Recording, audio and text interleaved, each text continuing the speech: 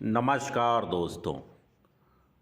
आज हम लोग यूपीएस, एनपीएस और ओपीएस के बारे में जानेंगे कि अंतिम मूल वेतन अगर आपका 1 लाख रुपए है तो 30 वर्षों की पेंशन योग्य सेवा प्रत्येक में आपकी मासिक पेंशन क्या हो सकती है।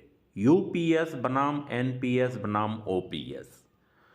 पेंशन भोगियों के पास भारत में प्रचलित 3 वेतन पेंशन प्रणालियों में से किसी एक को चुनने का विकल्प है। उन्हें सभी में सुनिश्चित पेंशन मिलती है, लेकिन राशि अलग अलग हो सकती है।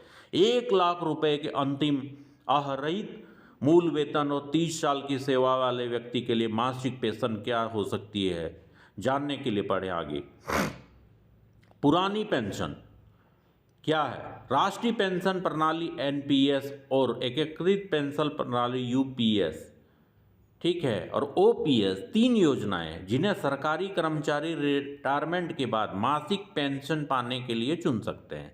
एनपीएस और यूपीएस के मामले में उन्हें रिटायरमेंट पर एक मुफ्त राशि भी मिलती है। यूपीएस बनाम एनपीएस बनाम ओपीएस। पुरानी पेंशन, राष्ट्रीय पेंशन और एकीकृत पेंशन जिन्हें सरकारी कर्मचारी पाने के लिए चुनते हैं, ठीक है। यूपीएस क्या है कि नवीनतम पेंशन योजना है। जनवरी 2025 में अधिसूचित किया गया था।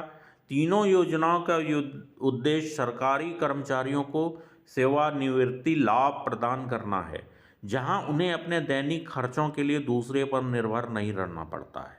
3 योजनाओं में से उन्हें मिलने वाली पेंशन और एक मुफ्त राशि अलग अलग हो सकती है, लेकिन क्यों? और 60 साल की उम्र में एक व्यक्ति को कितनी पेंशन मिल सकती है अगर उसके पास 30 साल की पेंशन योग्य सेवा है और अंतिम प्राप्त मूल वेतन 1 लाख रुपए है। पुरानी पेंशन योजना क्या है? ओपीएस। पुरानी पेंशन योजना ब्रिटिश काल में शुरू की गई थी, लेकिन 100 सालों में इसमें कई बदलाव हुए हैं। 1924 में शुरू हुई यह योजना कम से कम 10 साल की सेवा वाले सरकारी कर्मचारियों के लिए थी। आज़ादी के बाद यह अपने मौजूदा स्वरूप में आई और 1998 में एक महत्वपूर्ण बदलाव तब आया जब केंद्र सरकार ने कर्मचारियों की पेंशन की उम्र 58 साल से बढ़ा के 60 साल कर दी। ओपीएस में पेंशन की गणना कैसे की जाती है? ओपीएस में मासिक पेंशन की गणना अंतिम वेतन और सेवा के वर्षों के आधार पर की जाती है। अब है एनपीएस। एनपीएस की शुरुआत 2004 में केंद्र सरकार के कर्मचारियों के लिए की गई थी, लेकिन 2009 में इसे एनआरआई समेत सभी नागरिकों के लिए खोल दिया गया। इसमें केंद्र सरकार के कर्मचारी के लिए न्यूनतम पेंशन योग्य सेवा 10 साल होनी चाहिए।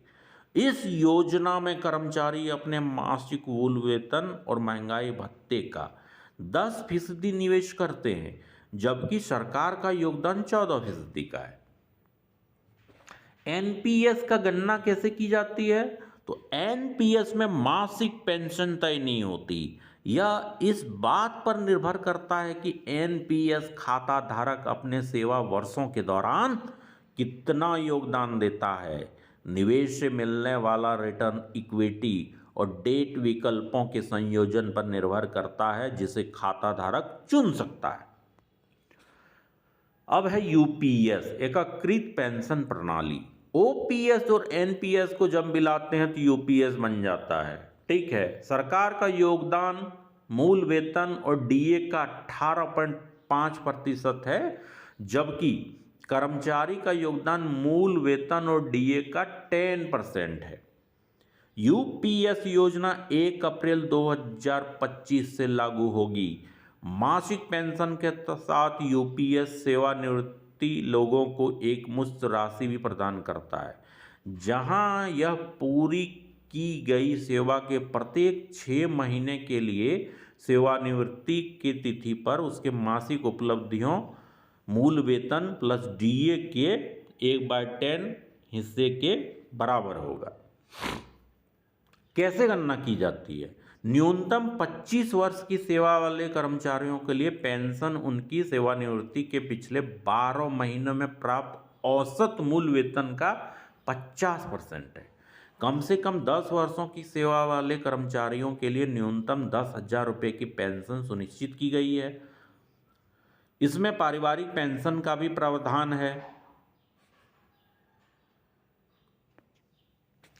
एनपीएस 10,000 रुपये में अंतिम मूल वेतन और 30 वर्ष की सेवा के लिए पेंशन की गणना। चूंकि एनपीएस पेंशन अंशदान पर निर्धारित है, यहाँ हम एलसी 50% इक्विटी प्लस 50% जीसैक वाले एक केंद्रीय कर्मचारियों के लिए एक परिदृश्य बना रहे हैं, जहां उन्होंने 5,000 रुपये मासिक अंशदान से शुरुआत की और 30 वर्षों तक हर साल 5% की दर से अपनी राशि बढ़ाई।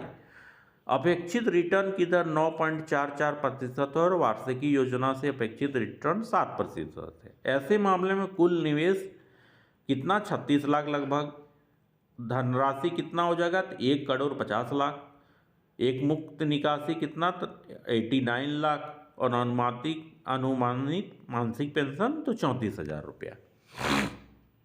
यूपीएस 1,00,000